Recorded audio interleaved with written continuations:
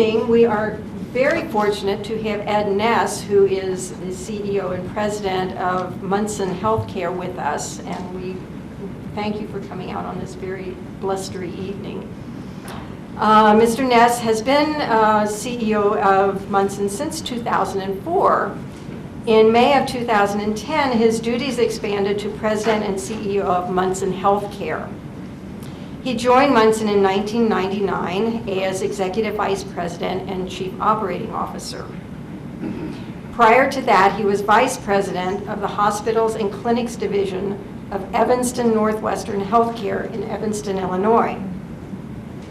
He has a bachelor's degree in healthcare finance from Concordia College in Moorhead, Minnesota, and a master's degree in business administration and hospital and healthcare administration from the University of Minnesota in Minneapolis.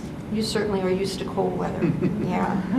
Under Mr. Ness's leadership, Munson Medical Center has been recognized numerous times for quality, including receiving the Top 100 Hospitals Award from Thomson Reuters 14 times. That is only, there's only one other hospital in the nation that has received that more often. And now I am delighted to introduce Mr. Ed Ness.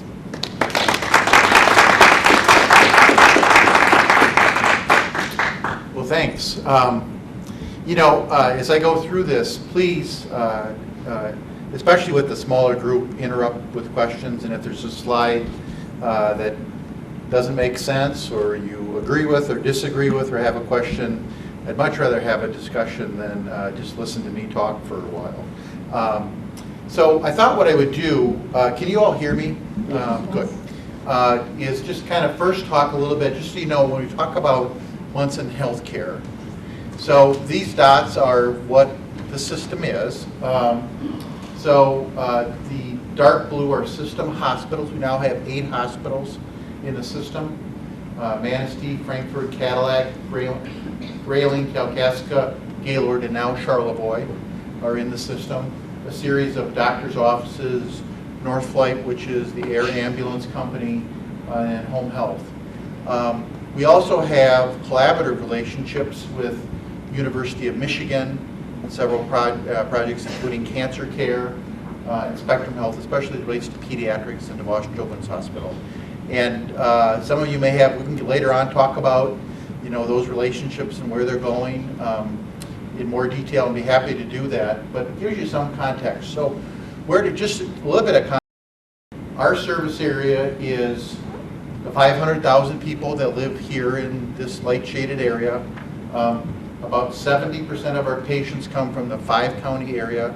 But if you look at things like open heart surgery and cancer, 50% come from outside the 5-county area. So we have one of the biggest geography coverages for our size hospital, probably in the country, except for some hospitals in Montana. So when I talk about healthcare reform, it may be good to have some context from where we're coming from. So,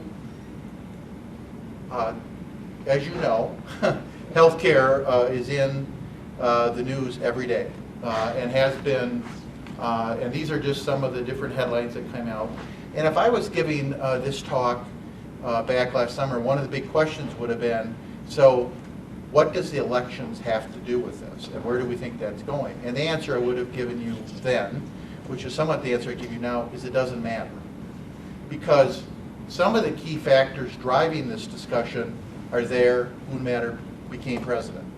So this is a chart that shows our spending per capita in the United States compared to other countries.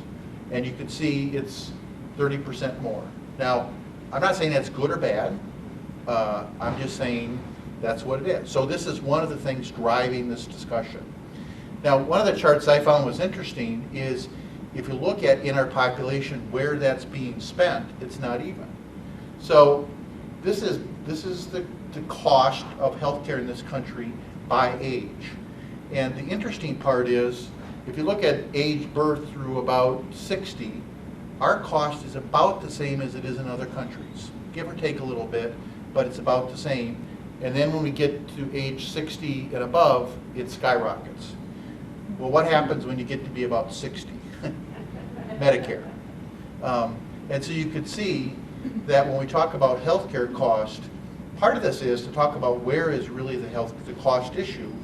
And we'll talk a little bit also where it is in geography, but it isn't, for the cost of treating a 32-year-old, it's about the same here as it is in other countries. It's the cost of end-of-life care and chronic conditions, which is quite a bit different. Any questions on this? This is one of the, yes. Well, it seems to me that since a greater percentage of the population is covered under Medicare than is covered under insurance before the age of 65, isn't that true? So you would have lower costs there. I mean, probably. So this I don't is know. per capita, so Per capita. it's Oh, it is adjusted per capita. per person. I see. So it isn't just raw numbers, so this is what it costs per individual. So why does that happen? We could have a whole Yeah. discussion. I don't mean to interrupt that. I think there's a couple things, and this will get to where discussion that, again, not right or wrong, we do different here. So one is treatment of end of life. If in other countries, use of palliative care, hospice, some of those things, treatment in a family's home is a lot more prevalent than here, where people tend to have their end of life in an ICU. Not good or bad, it's just, it is what it is. There's, if in some countries, if you are 87 years old and you want a hip transplant, they'll say you're 87 years old, we're not doing it. Here, if you can get it done, you'll get it done. So we can come back to this, but I think there's lots of factors. But this is what's driving this discussion. But it's interesting that that's a straight line between 65 and 75. For the other countries? No, the red line. It levels Oh. off in the middle. Yeah, I didn't know what that is. So, now I put my provider hat on, my hospital, why do we care? Well, the part that sometimes surprises people is, this is Munson Medical Center, but it's pretty typical. 55% of our revenue comes from Medicare, federal program, and 9% comes from Medicaid, which is the state program for, call them lower income. So whatever you think about government involvement in healthcare, 64% of the payment to Munson Medical Center comes from state or local government today. So the government is involved in healthcare. And for us, we care a lot about state and federal budget discussions because, we don't have any control. We don't negotiate this. This is set fees. Medicaid covers we lose about 25 cents on every Medicaid patient that we see. They cover about 75% of cost, and Medicare is about break-even-ish. So for us, then the rest, this is Blue Cross, this is insured, and this is priority. Self-pay, for the most part, is no pay. These are the people without insurance. There's a few people who have, their own business or are wealthy that choose not to take insurance, but we collect about 3 cents on the dollar for these self-pay patients. So the premise of national healthcare reform is that a portion of these would go here and a portion of these would go here. I mean, that's really, in simplest forms, what it is. And I'll talk about how that would happen. Yes? If a portion of the 5% goes to Medicaid and a portion of the 5% goes to Medicare, so presumably all of the 5% gets paid, does that mean the 5% becomes bigger? This is income, but is there a piece of the pie here that would equal we don't get paid at all? This is revenue, so it's I not understand, income. yeah. So this will never go to zero. I mean, there's always going to be, even under the most aggressive Yeah. plan, that number still is going to go to 2%. Because we'll talk about exchange, some people will just choose, will take penalties and everything, they'll just choose not to get insurance. So, again, so you see so again, why is this being talked about no matter who wins the election? Here's what it's costing at end of life. Most hospitals, 50 to 60% of their business is Medicare. And here's the number you know about the aging of the population. So here's the number of Medicare enrollees over the next couple of years. So even if the cost per person or per capita is the same or going down, just by having more people, Medicare is going to have a huge expense. And so there's both a rate issue and just a numbers issue. So again, could have had Romney, it's still going to have the issue. So what do we think? This is our guess. So this all has to be paid for. So really there's two ways you can pay for this. One is all the complexity, you either use less or you pay less for it. So we think that we're going to get paid less for it. The sequestration, which now has been delayed, had $125 billion cuts in Medicare. Actually, the president's recommendation was for $248 billion cuts in Medicare and $72 billion for Medicaid. And then we actually expect, when all of this stuff settles out, that there'll be a national about a $400 billion cut in Medicare and $175 for Medicaid. Is that over 1 year or? That'd be over 10 years. And you may say, what about Medicaid? Didn't I just say the state? Remember, the federal government matches 50% of Medicaid costs for the states. So whenever there's Medicaid, that has a federal impact. So I'm sure it won't be exactly this, but in any event, this is Munson Medical Center data. We've had both the Michigan Hospital Association, we hired Plant Moran, which is a local accounting firm, to do a study on the impact of this legislation on Munson Medical Center, and it's a $165 million cut over 10 years. That's kind of on an apples to apples, same patient book of business, and here's the percentage cut. And we're here, and I can tell you this is real. We look at probably taking about $15 million in cuts this year coming up. So again, wherever these discussions go, this may be higher or lower, but this is kind of the floor of what we see happening on our reimbursement. So I'm sorry to jump back and forth, but I think it's kind of leads to, so the cost issue isn't uniform over age, and it isn't uniform by geography. So this is a map. It's called the Dartmouth Atlas, and it's done by Dartmouth University. And they did a study and looked at the cost of providing care to a Medicare beneficiary in different parts of the country. So it's age, risk adjusted. So it's as close as you can get to apples. And light is lower cost, darker is higher cost. So if we're up here, and you really can't see it, but we're in about the bottom best 10 percentile in the country for cost structure. A lot of reasons for that.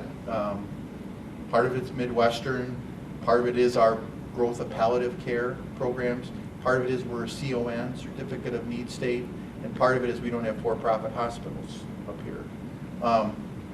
So our cost is $7,500 per Medicare beneficiary. If you go nationally, it's $86. If you go to Brownsville, Texas, or to Massachusetts, or here, it's $17,000. So again, if you look at the cost problem, it is not uniform. If frankly the rest of the nation had the cost structure that Northern Michigan does or Minnesota does, we wouldn't be talking about this. It's really because of the higher utilization. So I don't know, this one I kind of find interesting. Our problem is that the cuts that occur across the board, it's kind of like school funding cuts.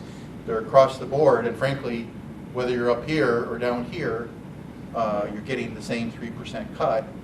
Well, I can live on a 3% cut of 50. 3% of your average? Of your reimbursement. So let's say you get paid $1,000 for a procedure, you get a cut of 3%. Any questions on this? Yes. Like you have Mississippi, Alabama, Louisiana, places where you would expect income and cost to be less. And this map, with what it shows, is flipping the other way. Why is that? Well, so some of it is, I'm not the expert on cost, Georgia and Alabama, but so I think there's different factors. So in Florida and Texas, it's proliferation of doctors. Okay. So if they're not certificate of need, so basically if you can get, and I don't know if any of you spend much time in Florida, but on every corner there's a heart hospital, an orthopedic hospital. So if you can get together a group of investors, you can put up a hospital. So it tends to be, if you have capacity, it drives utilization. What my knowledge is that this tends to be more societal issues. Now, you could say, well, we have plenty, if you look at our obesity rates and other issues in northern Michigan, they're not real great. My understanding is these tend to be more societal issues, and in Texas, Florida, and Massachusetts, they tend to be more utilization issues. Yes? When you say certificate of needs, what is that? So in Michigan, the question was, what certificate of need? So when a hospital or doctor wants to build a new facility, we have to go to a state agency, certificate of need commission, and get permission, and they look to say, is there need to do that? So if somebody wanted to come into Traverse City and build a new hospital, they would have to prove there's need, and they couldn't.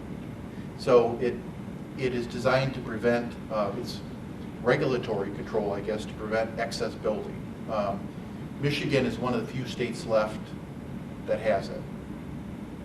Because the other view would say, some would view, and we could have a good debate, competition is good. So the more providers there are, it'll drive down cost of competition. I think to some extent that's true, but let's just think, if somebody came in and built another hospital in Traverse City, they have a $100 million building, that they have to fill up. So it adds cost. There's a question back here. If Munson is anticipating a decrease in revenue of $15 million from 2013, Yep. how will you contend with that, survive that, deal with that? So we'll get to it a bit later. I'd say it's a multiple. So some of it, it's kind of across the board. It's a broad cost cutting. So some of it's more efficient. But when you think about it, 50% of our cost is labor, 50% is non-labor. So in some way or another, it affects people. So whether it's through efficiency or cutting programs, we will have fewer people. And as an example, I would say historically, Munson Medical Center added 150 jobs per year. It's kind of quiet, but we added 150 jobs per year on it. We have 4,000 employees now. Last year we added 0. And so it's really, and so that we filled things through attrition. So what's the next thing that's happening? So first is this pressure on costs. The other thing is, I would say healthcare reform is here. We are seeing, and we are, every hospital in the state and I would say the nation, unless you're in a really unique area, is seeing this, which is pressure on utilization. Munson Medical Center historically has grown at 2.5% to 3.5% per year. You can almost draw a line through it. We are now seeing lower volume, shorter length of stays, and a shift from inpatients to outpatients. So, what you may have been in the hospital for 4 days before, you now are in, it may even be called what's observation. So you're not even admitted. You really have to be sick now to be admitted to the hospital. And in fact, about 5 years ago when we were looking at doing our capacity, we brought in kind of different studies, and this is what our growth rate was going to be at Munson. This is what it is now. So we are really, and this is a business term, but it's not market share. So it's not like patients from here are going someplace else. They're not going to McLaren, or they're not going to Grand Rapids. The number of patients admitted in our region is down 6% over the last 3 years. There are just fewer patients getting admitted to the hospital. And those that are coming in, our length of stay has dropped 2 days. It used to be 6 days, now it's 4. So they're not coming into the hospital. When they are coming, they're coming shorter. But the number of outpatients is growing. So part of it's technology. If you come in now for laparoscopic surgery or robotic surgery, you used to be in for 6 days, now you may be in overnight. There's hip and knee procedures done overnight. So from a patient perspective, that's a good thing. But the days of people just building new hospitals, I think, is kind of over. Unless you're in unless you're in Las Vegas, or I don't know, maybe that's not good anymore either. Some market that's just growing like crazy. Questions on that? So, talked about price. We talked about this shift to outpatient as a big trend. The other is this shift to quality. So, I hate to kind of admit it, but historically, hospitals and doctors didn't have a penalty for bad quality. So, you came into the hospital, and whether you got an infection or whether you got sent home and you came back in, hospitals and doctors would get paid for that. I'm not saying it's good, but that's the way it had been for 20 years. Now, for the first time, starting in October, hospitals will have a quality incentive or penalty. So part of what we get paid, so and here's the difference. So in 2013, we have 1% of what we get paid withheld, going up to 2% over the next 5 years, and it gets put in this pool. So it's budget neutral. And if you're a high performer, you get incentive, more money. And if you're a low performer, you have up to a 3% penalty. In addition to that, now for many diagnoses, if you come into the hospital and you get sent home, let's say with chest pain, and you get sent home and you come back in within 30 days, we cannot bill. We get paid zero for that. So that's two big shifts of incenting for quality now that wasn't there in the past. Was there any question? I was going to ask, how do you define quality? So, well, that's a $10,000 question, because, there's hundreds of indicators. So the government has said, and frankly, most insurers like Priority and Blue Cross, there's like 10 indicators. So readmissions within 30 days of being admitted,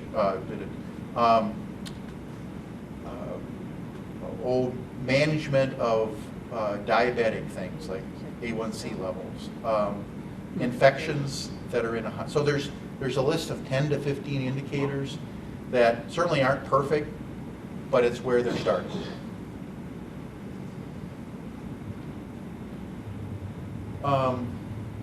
So we think we're good. We think we're well positioned for this. So, so in this new environment, how does Munson stack up? Well, we think we're in a pretty good position. So, remember, our cost position is in the best 10%.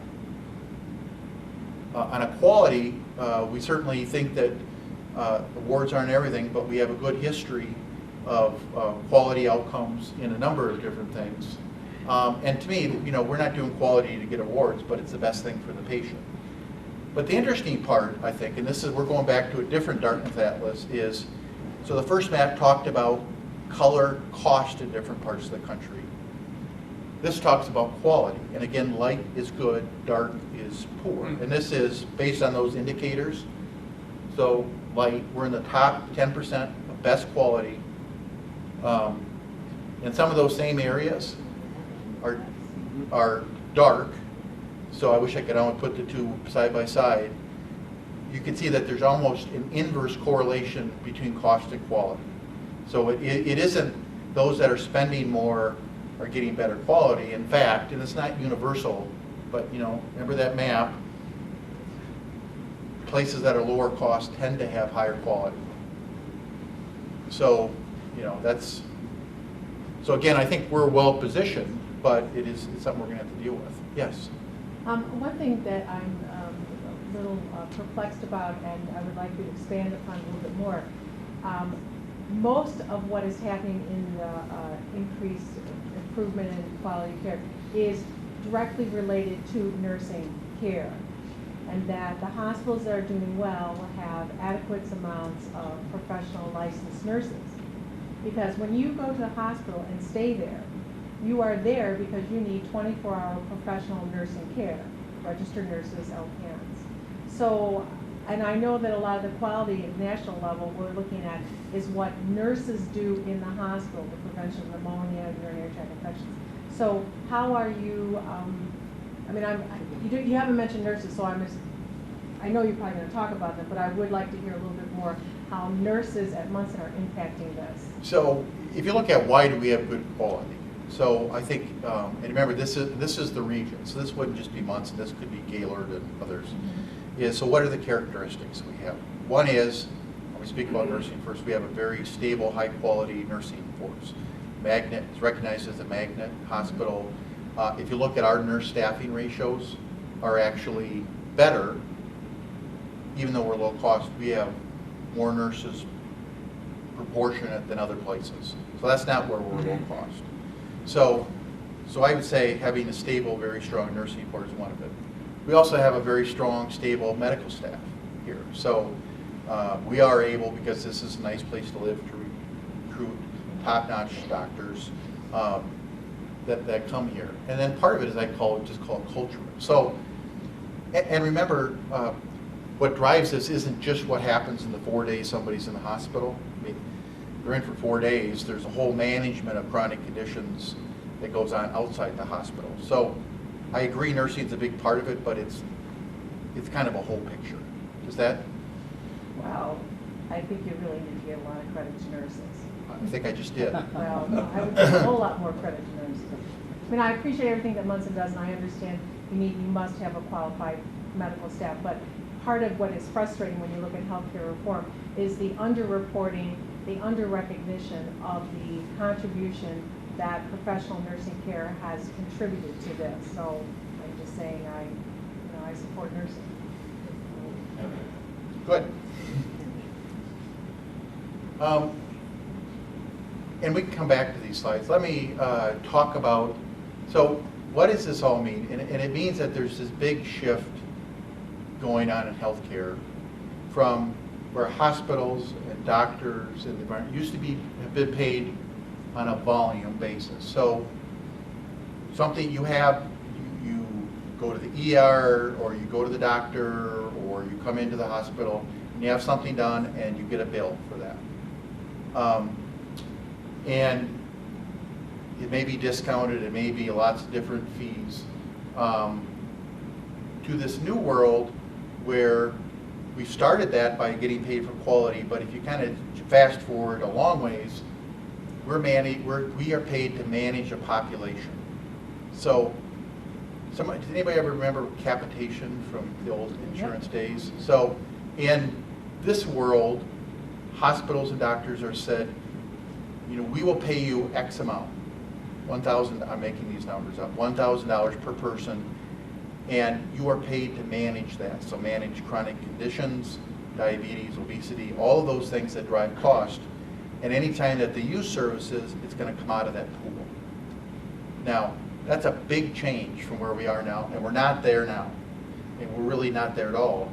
But this is what you hear people talking about, is this transition in much more management of chronic conditions, much more manage of how do you keep people out of the hospital rather than in the hospital.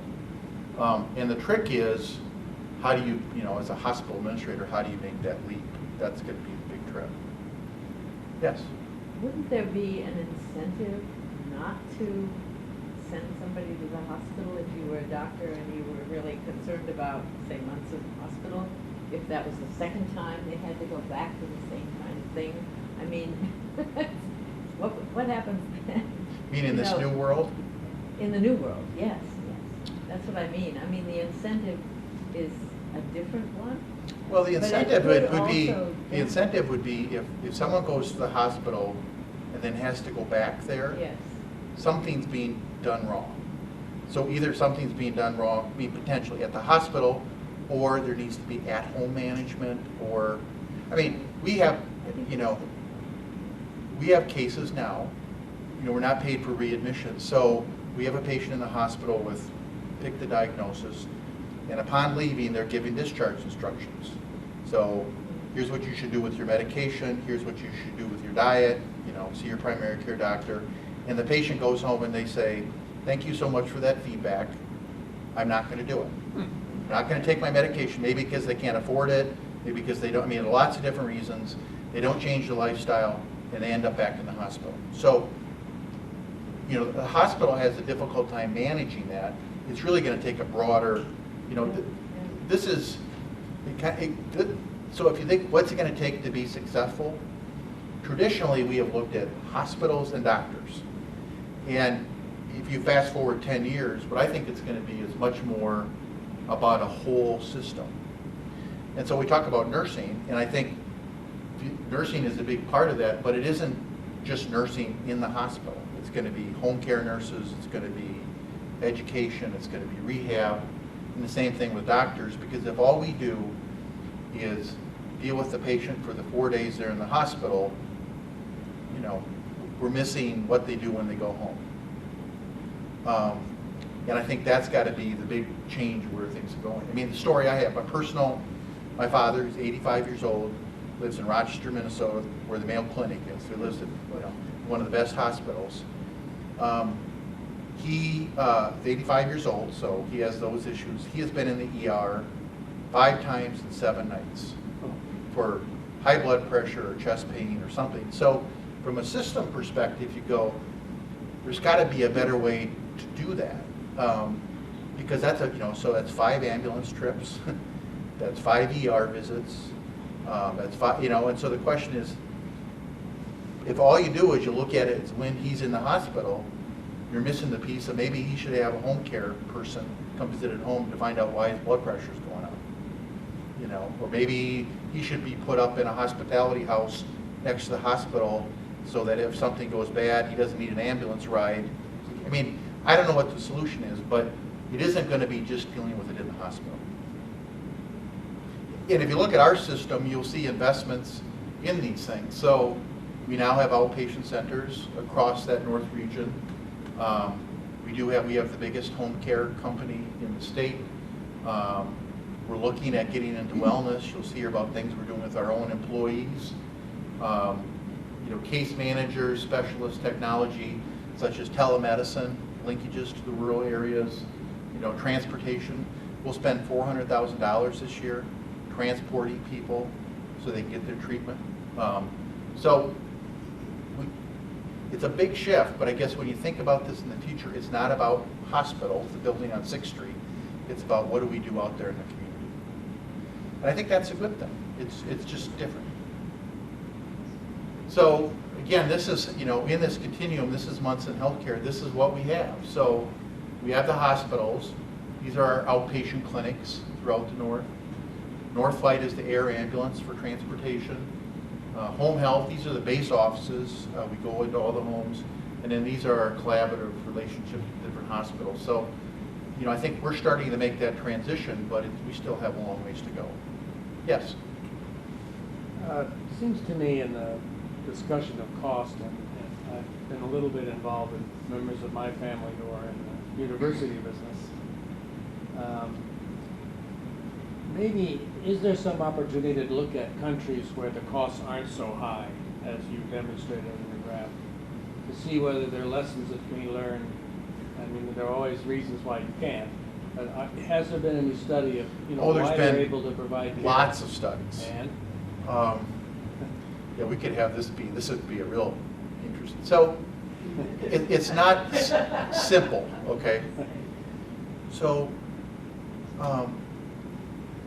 here's what I would say in general, is the incentives that the healthcare system in those countries where the cost is low is designed over here, opposed to our system, which is designed here.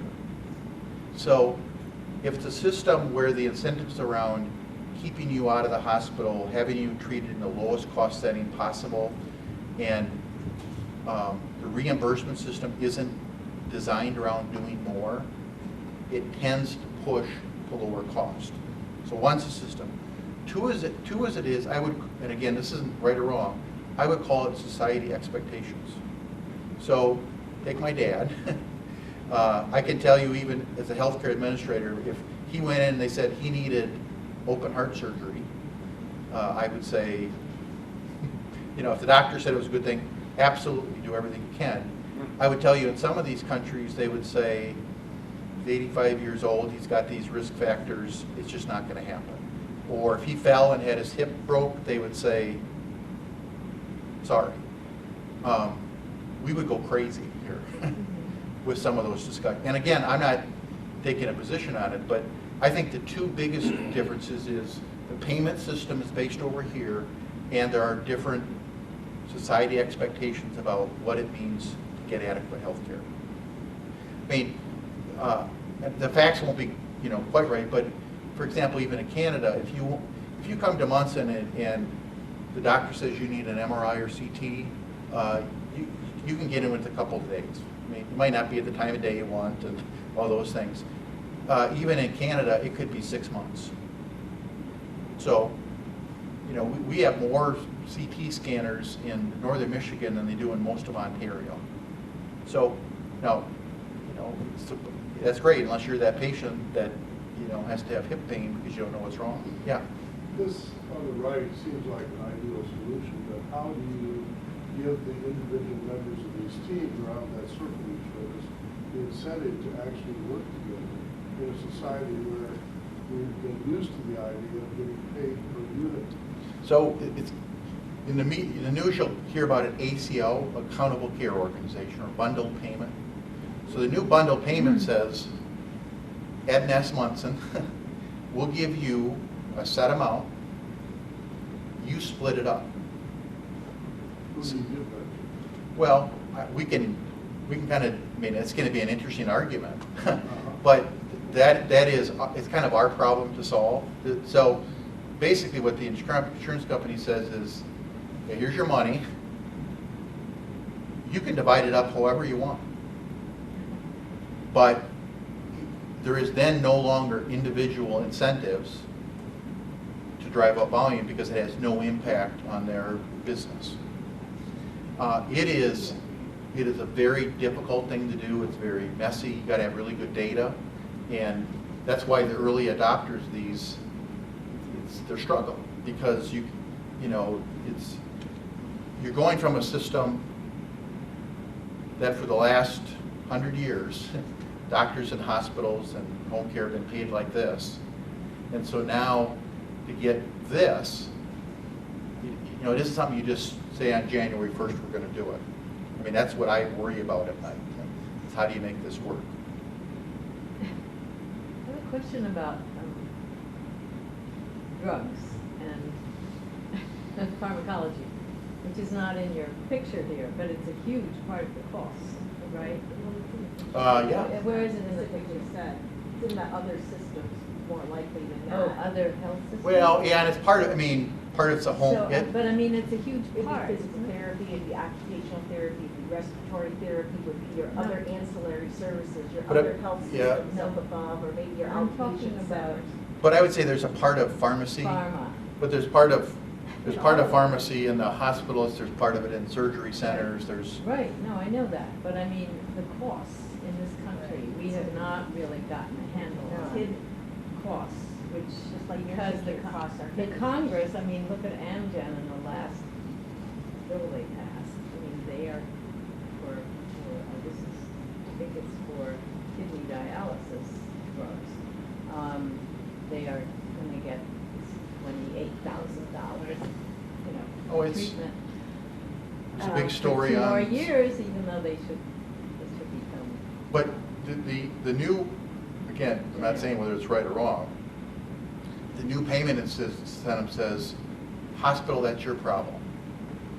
So you have to manage drug utilization through protocols, through whatever methods you do, through better negotiation with I mean, they've really put that on, this idea of capitation or bundled payment is they said, okay, hospital system, here's the money, you figure out what to do with it. So, What part? because the same thing happens with, orthopedic implants, all of the, the pressure is on hospitals to figure out how to deal with that. What percentage of the overall cost of healthcare in this area do you have any idea? I saw it. You only know what you dispense at your hospital. So I would say drug cost, we have about $500 million in expenses. Our supply costs are probably 80 million. So whatever, 80 million on a basis of 500 million in expenses, and then 30 million is probably drug cost. That may be a bit high, but it kind of gives you, I mean, but that includes salaries and depreciation and everything else, so it's a big cost.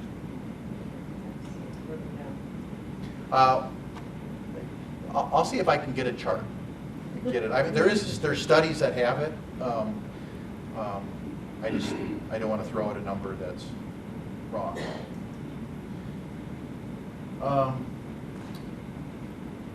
So how are we going to have to be different than we are today? So one is, we're going to have multiple relationships. So someone had a question in the beginning about, a couple of years ago, we were looking at spectrum.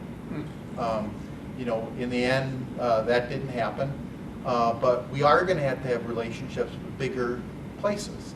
That doesn't mean merger, and it doesn't mean one, but it does mean that we're even though we're big, we're still going to have relationships with bigger places to fill in the gaps. So, we have a relationship with Michigan State for 3rd and 4th year med students and a family practice residency program. Blue Cross and Priority with our payers, Trinity Health. We get all of our supplies through Trinity.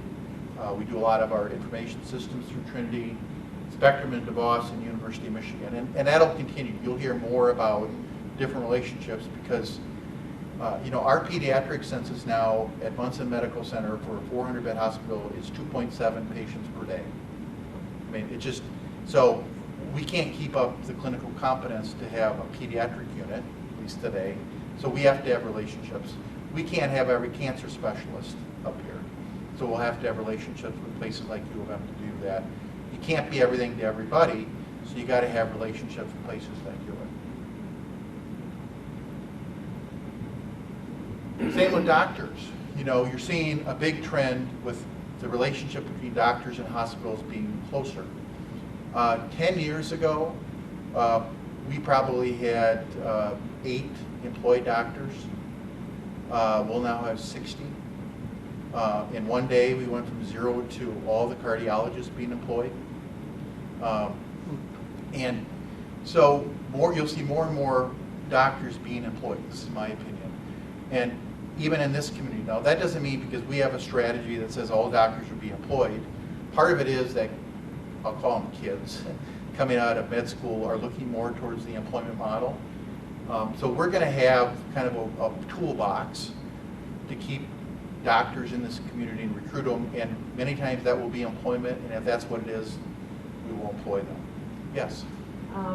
Again, I would encourage you to expand your use of the word physician, because there are nurse practitioners and there are physician's assistants in this area.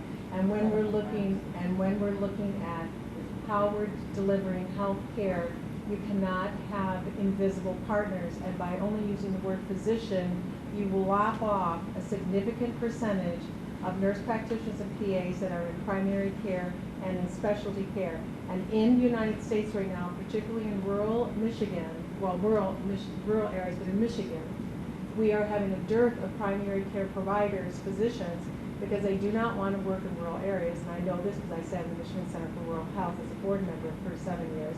And we looked at the trend of physicians not wanting to be in rural areas. The people who chose that were nurse practitioners and then also PAs, although the majority of primary care is being done by nurse practitioners.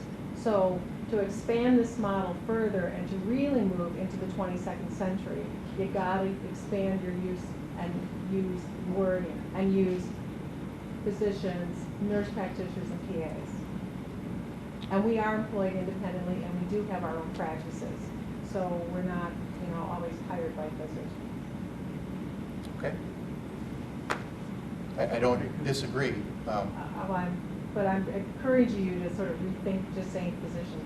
Yeah, I apologize if that doesn't come across. I mean, I certainly, as I said before, certainly recognize that role and would agree that if you look at access in northern Michigan, I'll call it primary care,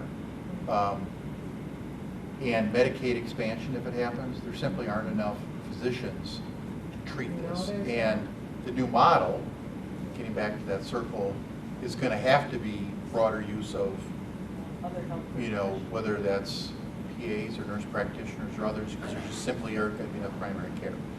I completely agree. So use those terms, because if you don't use those terms, they're invisible. Okay? Yes? Do you have any projections on what moving to this model will do on the demand for the number of physicians versus staff? Is it going up or is it going down? On physicians? Of all of those categories. Here, On providers. So what is the question? the question is, what will all this do on demand for providers? I think it's there'll be an increasing demand for providers, but they'll be in a different setting. So one is, I would agree, there's going to be a shortage of primary care doctors. So the one of the solutions to that is going to have to be increased use of mid-levels. We don't like that term. I mean, I Because we all apologize. provide high-quality care. I apologize, but really, nursing does, that is an incorrect term, and I'm sorry, this is your lecture, but, Yes. I'll be quiet. I apologize. Increased use of PAs and nurse practitioners, sometimes referred to mid-levels. I didn't mean that as any disparaging remark. So I think that there will be a huge growth in that group. I think there'll be an increased use or need for nurses and other providers, but it may be in the outpatient setting and not in the inpatient. So if you look at how we are deploying our workforce, the number of employees that are in the hospital itself will actually probably go down. Our number of employees overall will probably go up, but it's going to be in other settings.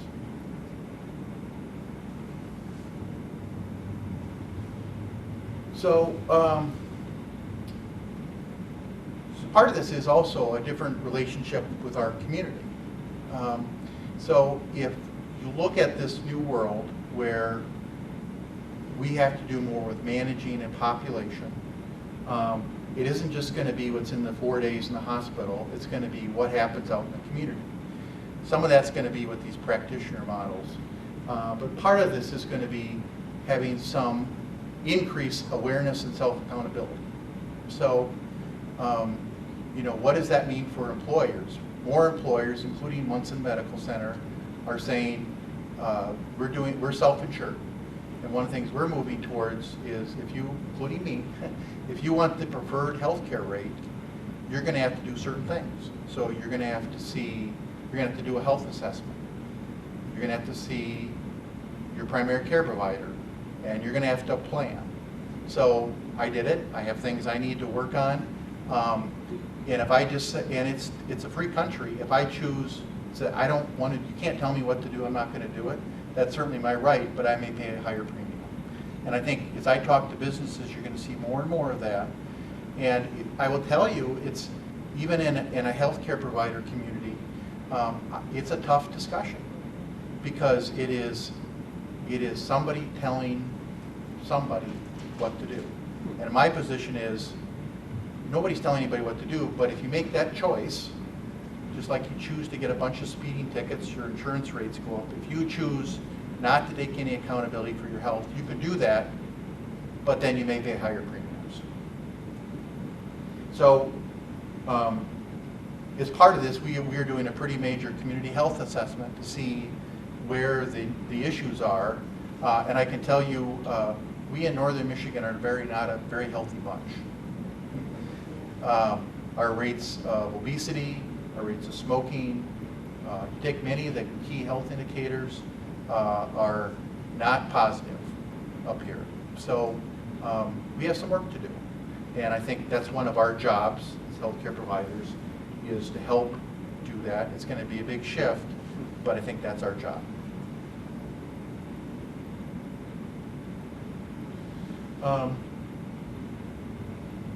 So I think so. What do I see happening in the environment? And some of this is again my opinion, but what do I see happening with employers? Is the question is, and this is where we get into this exchanges. What are employers going to do?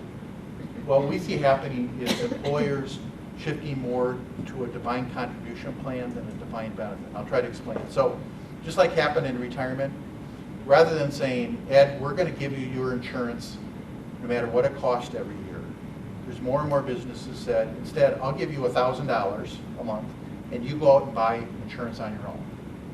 If you want to buy the bare minimum plan, that's great. If you want to buy the excess plan, that's great. But that way I can manage the cost. So you're going to see a big shift in how companies pay for insurance. And one of the ways you're going to do this is through what's called this exchange. So you hear about this in the healthcare reform legislation. And so what is an exchange?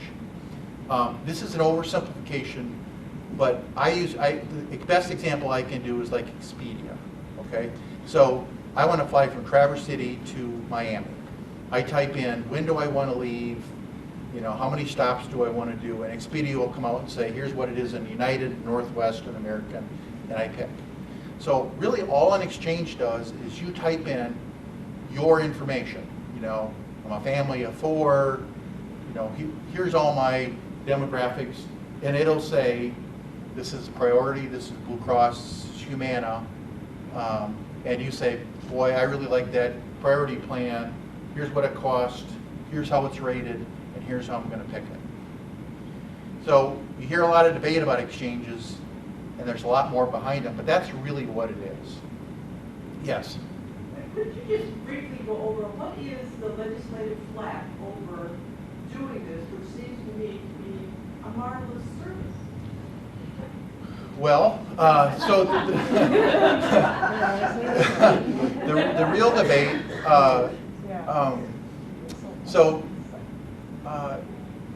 states can either do this on their own, create their on their own, or be part of a federal sponsorship of an exchange. And each state has to create it. And I think there's factors that go into it. So one is there's a technology infrastructure that goes on here. And the question is, do states have the resources and the expertise to create these on their own? That's one factor. I would say, and again, I'm not taking a position one or the other, there's a political factor to this. So some states have said, we're not going to because that means we're supporting Obama's plan. And we can't do that. And so they will take the position not to support the exchange. And if you look, those that aren't doing it tend to be in Republican states. But again, not good or bad, it is the reality of what it is. I don't know if that answers the question. Yes, it does. Thank you. So the insurance companies have certain rules they have to participate in to be able to participate in this. There are certain standards. They can't just offer anything. But one of the reasons I think there's going to be more companies, and this is my personal opinion, dropping insurance companies, is right now if you're a small employer or a service worker and you drop insurance, your employees are kind of left out. But now under this new plan, if you say, I'll give you $1,000, you go to this exchange and you pick out what you want, I think more companies will feel okay with getting out of the insurance business. Now, what I worry about as a hospital administrator is, what do you think people will pick? People are going to pick Plan B, which is the cheapest because they got $1,000. This one costs $1,200, so I got to pay out of pocket. This one costs $1,000. This one costs $500. And I'm 35. I'm not really, but if I were 35, I would say I'm pretty healthy. I don't want to pay that money. I'm going to pick this option.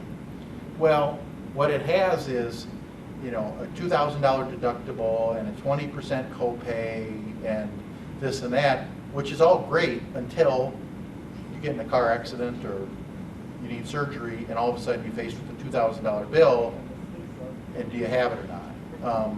And so we think our bad debt will go up as people pick these bare bones plans and then just can't pay the bills. Isn't there that care card now though people can use? Would you still use something like that where it's kind of like a credit card, but they can pay? Oh, like a savings account? Yes. They could. So some companies may say, and on an individual they may say, we're going to give you this, and in addition we're going to put money into this. No, that's not what I'm talking about. Okay. You can go to different places around where, because I know our daughter didn't have health care, she came in to your facility with a asthma attack, and, you know, she wasn't covered, she was in that window that she wasn't covered with insurance. And so, you know, she got a bill for not a lot, but she couldn't pay it. So they said, well, we have this credit card that you can do, Oh. which will pay us, but then you pay that credit card. Yeah, so that's really, it's a, I'll call it a collection strategy for the hospital. So basically what we do is with this company will pay us, and then they collect from the patient. So they can still pay, like, for instance, hers was like $100, and she paid $10. right, it's basically Until it's it's paid basically a off. payment plan. But she didn't have paid, there wasn't any interest, so I don't know where the. Right, it's basically an interest-free payment plan. Okay, sounds pretty good. Which is fine for $1,000, Yeah. but if you have a $30,000 bill, it's still, you know, you're squeaking by and you're trying to figure out how to pay your bills. You know, and the trouble from a provider's perspective is, so where are you on the list of paying your bills? So you don't pay your car bill, the car gets repossessed. You don't pay your hospital or your house bill, you may get foreclosed on. You don't pay your hospital bill, we still have to provide care the next time you show up at the ER. So it really isn't, you know, it ends up low on the list of what people pay. My next question on this is, I know we have a lot of part-time workers Yeah. compared to full-time Yep. workers. Now, let's say for the full-time workers, just taking dollars that you're saying, full-time workers get $1,000. Would it be prorated based on if you're part-time? Each or company, three-quarter you know, time? each company would make that own policy decision, as they do today. So like at Munson, you have, you know, if you work below 16 hours, I think, you know, you don't have benefits. 16 to 32, it's partially. So every company would decide that on their own. And then potentially could that 10-hour-a-week person, maybe they're single and don't, and that's all they want to work, and they don't have any other, and if your cost is $100 a month, could they pay that cost in addition to at least be under your plan, because you're a big Well, so provider? Well, the benefit of this exchange is even if you're that 10-hour per week mom, you know, you now, you know, now for you to go to Blue Cross, Outrageous. it doesn't work very well because they're really geared to group employers, where the theory under this exchange is that you now as an individual will have access for more plans. We'll see. So here's where each states are. We talked about this. So the red ones are not participating. It isn't quite the red-blue state map. The whites are undecided. That, since I made this chart, is switched. They're going to the national plan, and then it's kind of, so it's not. It's kind of all over the place. Now, my personal opinion is some of these reds will go to blue at the last minute, but we'll see.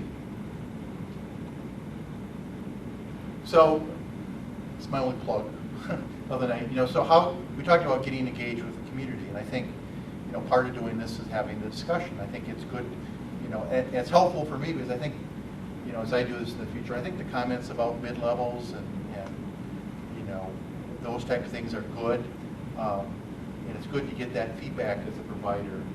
You know, we're going to have a different relationship with our community because much more of our care is going to be in the community. You know, advocacy. Remember, 64% of our payment comes from state and federal sources, so, you know, there's times we're going to need our community help on Medicare, Medicaid cuts. And then more and more, you've seen a couple of the donations that have come. We have an $8 million donation for our heart care and $5 million on cancer. As these cutbacks occur, that's going to be more important for hospitals. And frankly, the hospitals that don't have that support for the community aren't going to be able to invest in some of their capital. There are cards here, and please call me or write me. Megan can tell you that I read every one of them, and we get back to people. Sometimes if it's a big issue, that's kind of a common question, we try to do it through the Record Eagle or others. If it's a very specific question or comment, we get back to people, but, it's helpful for me to have that discussion. So I hit on a lot of stuff. I don't know how we're doing for time, but I'd be more than happy to debate or get into these things, or Could I ask a question or just make a comment? I worked for the State Department for a while, and I visited a lot of posts overseas, and we have to provide medical services to our people overseas. And in the last 15 years, they have started putting nurse practitioners into posts in embassies and in, usually not consulates, but embassies. And they would be there in the community so that they could really, they knew what was going on in the community. They knew what the health issues were. Whereas the regional medical officer, who was an MD, was located somewhere in the region, but was within, easily contacted by them. And this works really very well. I mean, I think it was a huge Well, I think it improvement over relates what to they the- used to do, and it's sort of what you're talking about. well, I think it was the discussion we had earlier. I mean, the Yeah. reality is, So it really works. in this new world, there is not going to be enough primary care physicians to manage this population. And so it's going to take different models. Because right now, if we don't switch to a different model, as we discussed, one of the problems is going to be, so where do patients go? They go to the ER. And they use the ER as their primary care physician or their primary care provider. And that's a very expensive, episodic way, and it doesn't work. So we are going to have to come up with new models. Yes? In a nutshell, so we've just gone through what's coming, the change is coming, and I see the positive side of it. In a nutshell, can you tell me what are the positive sides of the way we were doing it? Why are some people so opposed to it? Oh, boy. Well, there's nutshell. So, I think it depends on where you're coming from, okay? So, part of this is, if you say, listen, this is my right, really no one should be able to tell me, what to do as an individual, you are less in favor of something that is really more intervention, okay?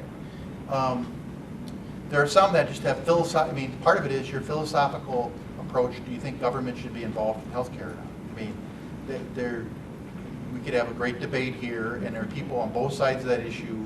Some are a very private, free market approach, which says this should just be a free market like other businesses, no government involvement, and let competition where it's going to go.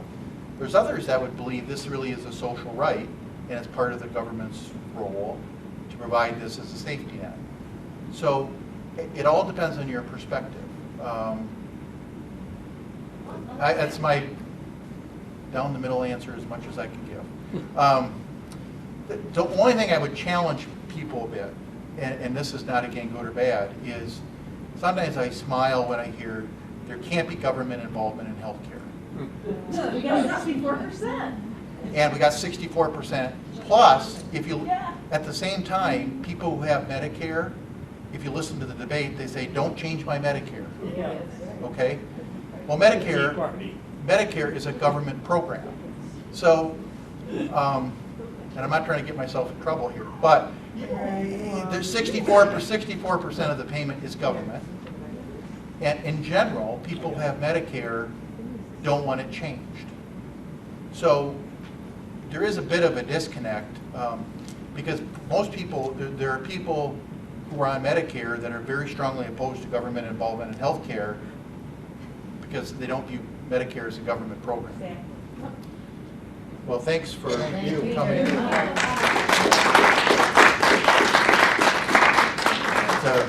It is not an easy discussion, but that's what makes it fun.